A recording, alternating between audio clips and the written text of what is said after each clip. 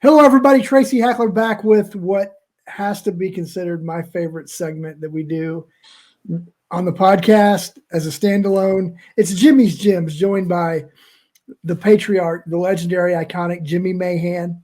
Uh, he is our founding father, our leader in this roadshow venture, and he is a wealth of information of mind vitamins. And so we bring him on Jimmy's Gems to talk about some of his favorite cards and the stories behind them, but also to get a little bit of life wisdom from Jimmy. So, Jimmy, we've talked so far in Jimmy's Gems. You had some college basketball stuff, and then you had some Braves Acuna stuff. So, what is in store for episode 3 of Jimmy's Gems? Well, I will say I like mind vitamins. That's great, by the way. But I've got another Acuna one just because I think I said it last time. I love him more than some of my cousins, but I got a really special one that came in today, so I got to share it. I'm so excited. And then a different Kentucky one, and one more extra one on the side. But so first, I'll do the big one first because I'm so excited about this card. So I think like the most iconic recent baseball rookie has got to be the Trout, right? Mm-hmm. And then I feel like at least in the top 5 is the Acuna 2018 Topps, because it's one where somebody says, "Oh, I've got this card," you can picture it immediately. Like as soon as I got the Mike Trout update, you know what they're talking about. Like Ichiro is big, but it's still you gotta like, wait, do I know that card? But so I've been trying and working on getting a lot of the variations of the Acuna 2018 Topps rookie, because I feel like it's one of the iconic rookies. Yeah. And that's a very hard task. And this is the Memorial Day. Oh, wow. Camo to 25. Oh, wow. And it's got a little soft corner and all that, but that card is a difficult card to find. And just to have one of them, and then he came back this week and he hit a home run, and then he hit another home run the next day, and it was in the Hank Aaron throwback jerseys on Hank Aaron weekend, and I was like, oh, it's just, I'm freaking out. They're putting those jerseys up for auction online. I'm in there like refreshing and bidding, and I don't care if it's a Ron Washington coach's jersey. We're gonna win one of those jerseys. Oh yeah, that's gonna happen. Wash should be a good one to get too. Dude, that's your Ranger guy, right? Yeah. Is that the one that just came in today? That came in today, and so what is it? As a dude who had the black to 67. Okay. Debut. But I'm trying to chase down a bunch of these. The Father's Day, the Mother's Day, the Independence Day. Good Lord. It's like, can we just have some less holidays? Because this is a lot of work. But that's pretty awesome to find that Memorial Day one. And I don't really care if it's got a ding corner. Like, just finding it. Because a bunch of these actually were in hanger packs. Trey thinks this was in a hanger pack. And I adore that card. And whoo.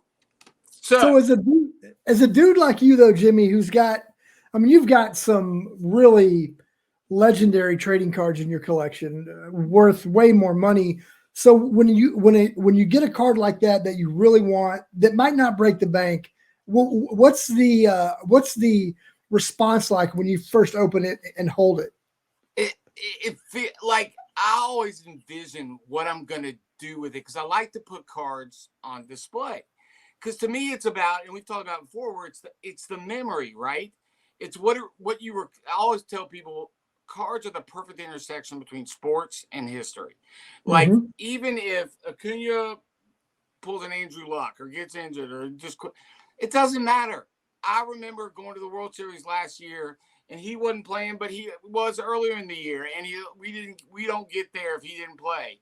And that feeling is so good. And when you do these chases, which so many people know about it, and then I'm thinking, oh, I'm going to try and get as many of these variations as possible, and they're going to be all in my house on my little card shelves. and you're going to see them all together. And I'm thinking about that. And it's like, oh, I can cross this off the list. I'm not looking to resell it ever. Yeah. It's just going to be the coolest display. And oh, I got the infield dirt from one of those games, and I'll put that up there. Like, it just turns into like an Applebee's eventually, right? You can see my house. But that to me is that response is, wow, a cool piece of history. That's always how I think of it. And That's especially cool. with a card that iconic, it's become that iconic. I got bigger Acuna rookies than that. I mean, that's not small now. It's Right. not. But yeah, like to me, it's the history of it. And that just always warms my heart. You know, and it really underscores the true beauty of trading cards and collecting is that no matter how much you have, when you get the next one that you want, the feeling is still like a kid at Christmas. It changes every year. It Yeah. doesn't. There's never a final destination. I love that. I love that you don't get to this point. Think of a guy like a Nat Turner or somebody that's got. You think he's done? No. Not at all. And it's none of us are. Nate at Grand Slam is a great friend. Like RBI looking for LeBron's, Andy looking for Jordan inserts at Indy Card Exchange. They're not stopping. We will all be, I hope we're all in the same nursing home when we're 89 or 90 and just going back and forth because it'll be a trip. Oh, that would be phenomenal. Oh my gosh, that'd be a card show. But to me, it's like when people say, oh, you can play golf the rest of your life. Yeah, you can. And you can do this the rest of your life. Yeah. And there's never not a new guy that you're like, oh, like who came in the shop today, Oscar Sheway. Yeah. To know him and the kind of man he is and his heart. And it's like, man, I'll sell LaMelo balls all day to go get Oscar Sheway 101. Like, I don't care. Like, I want to collect that guy because of his heart. And I'll do that until the end of time. Yeah.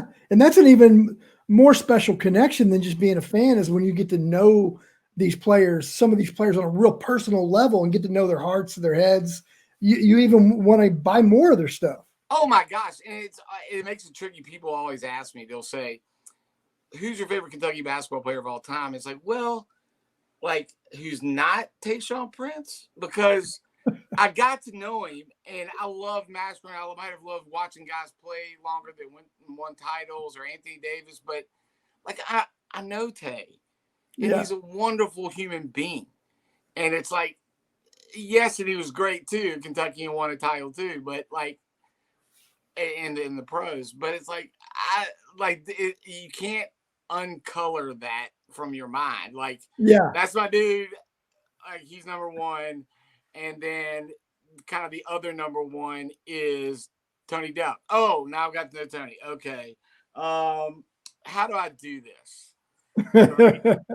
So, and it's like this, like that was my next gem because I always like to do a big card and also one that like doesn't break the bank. So that is a Jamin Davis. Nice. Standard. And he did a signing in the shop and he was a guy that came out of nowhere and went in the first round last year. And he was such a kind man. He came in with his mom and all that, but he was unbelievable in Kentucky for a year. And then he had, I think, an okay year in Washington. I hope he does great. But rookie gold standard, which is always a beautiful card. And in his Kentucky jersey. And I was like, that's to 25. So it is rare, but it doesn't break the bank. And it's like, there's that emotional connection where it doesn't matter your budget. There's something you can find. Yeah. And that's always out there. And yes, everybody would love to have I'd love to rip cases and cases of national treasures. But even if I can't, and I certainly couldn't when I was a teacher making $20,000 a year, I would collect this. Yeah. Not about necessarily always being able to get the best stuff, which I understand that I have that ability more so now. But I can't get a LeBron exquisite rookie. So, but I could always go find, okay, this is my lane right now in life. I'm shooting to get up to the big boy lane, and I'm going to work real hard to do so. But it doesn't mean I just not do anything. I'll collect my Kentucky guys. And I can look through a book of when I was 19 or 25 or whatever, and see all these wonderful press pass Kentucky cards of guys nobody's heard, Rodney Dent or Travis Ford or whatever. And I love it. It brings the same smile to my face as opening that Acuna today. Yeah, no doubt. And also what's also true about the passion for the hobby is sometimes we get a card of our favorite player, and it's not so much the card itself as the gesture from the person who gave it to you. It's like, yes. And you look at that card and you instantly remember that day that person was nice enough to gift you or something. No question. That actually happened in the shop today. I gave a guy a card that he almost started crying. And it's going to his 6-month-old son. He just had his first kid, a 6-month-old son. And he's like, and he just couldn't believe it. And he was a dour guy, had great cards and plenty of money and all that, and he just couldn't believe it. And it's like, it's okay. I know that's an expensive card. Yeah, it's this means more to me than the cash you would give me. Yeah, no doubt. And on that same note, this was the other one I just was going to throw up there. This is, it's hard to see there a little. It's signed by Daisy Ridley and oh my gosh, I just forgot Finn's name. What am I doing? Boyega, John Boyega. John Boyega, Daisy Ridley. Your name, one of your Great Danes namesakes, by the way. That is right, Daisy for Daisy Ridley. But I didn't buy this. A follower on Instagram, one time I panned across some of the cards on my desk here at the office, and it showed a bunch of Star Wars stuff. And I told people that my Dane was named Daisy after Daisy Ridley because I think Daisy Ridley is swoon. And he got this signed at a convention and just sent it to me as a gift. And he's like, I hope this is good enough to make your office desk one day. It has not left my office desk since, but signed by two of my favorites from I absolutely adored that card and stained glass. Oh, and he was watching. I was working on the stained glass initial innovation stained glass basketball set. Mm-hmm. He said, I wanted to get you a different type of stained glass, and it's the stained glass Daisy Ridley and Boyega. I'm trying to show it's a gold auto. Wow. That's a beautiful card, man. It's a little tough. That's a beautiful card. And it's like that. It goes exactly to what you said, where it's that moment when I opened the mail and this wonderful man sent me that card, and I didn't know I wanted it. I didn't know it existed. It didn't. He got it signed, and it'll never leave. It'll never go anywhere. And I sent him a picture. I was like, it's on my desk. It's never leaving. It'll be on this office desk next time you're in Lexington. And that's it. Like you'll remember that feeling and that memory from now on. And that's the thing about the gems and what we talk about doing this is it's the gems. Yes, in terms of expense, I get that, but it doesn't always have to be about the cash value. It's the emotional value. It's the mental value. And I just love showing those because I got stories for, we could do Jimmy's Gems 18-part Ken Burns series. Well, maybe when we have enough of these filmed and in the can, we'll do like a little documentary on Jimmy's Gems. Because Jimmy, I know you've got countless stories. One of the many reasons I love you. One of the many reasons I'm honored to be side by side with you in this crazy venture we're doing. And thank you again for another fascinating episode of Jimmy's Gems, man. It's always awesome. I love it. And it's about to be crazier. You know that. We're about to have a lot of fun. I can't wait. Next Gems will be fun. We'll do that from on location at a special place. Yeah, stay tuned for that. Jimmy, thank you as always, brother. Have a good night, and we'll talk real soon. You got it, brother.